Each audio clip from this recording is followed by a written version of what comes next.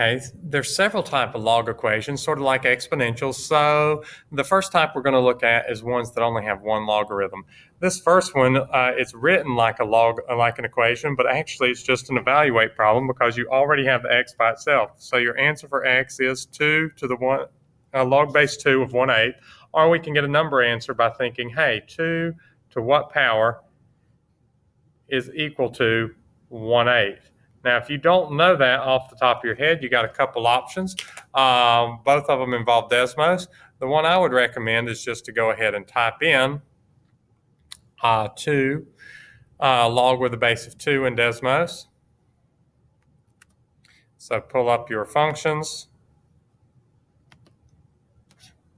miscellaneous, log base A. So log with a base of 2 of 1/8 is equal to -3. That's all you really need to do. So your answer for this first one is a -3. On the next one, this one actually does have a little bit of work because this time the x is inside the log. So I could do a 36 to the 1/2 equals x. And if you're not sure what 36 to the 1/2 is, that just means the square root of 36. But if you didn't know that, you could have typed in 36 to the 1/2 in Desmos, and it would have given you the correct final answer of 6. So that's how you do that next one. This next one is an ln. Don't be concerned by that. Just remember a natural log has a base of e. So I have e squared equals x minus 1. And then I can solve for x by adding 1 to both sides. So that's going to give me an e squared plus 1.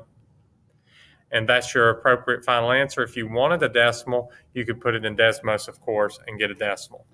On the last one, this is one where the logarithm is not by itself. So before you try to rewrite it, you would need to add 1 to both sides. And that's going to turn that equation into a log of 2x is equal to 2. Once the log is by itself, and anytime you have some extra stuff that's added, subtracted, multiplied, you do need to get the log by itself first. Once that log is by itself, then I'm ready to rewrite it. Remember, if the log does not have a base, it has an understood base of 10. It's a common log.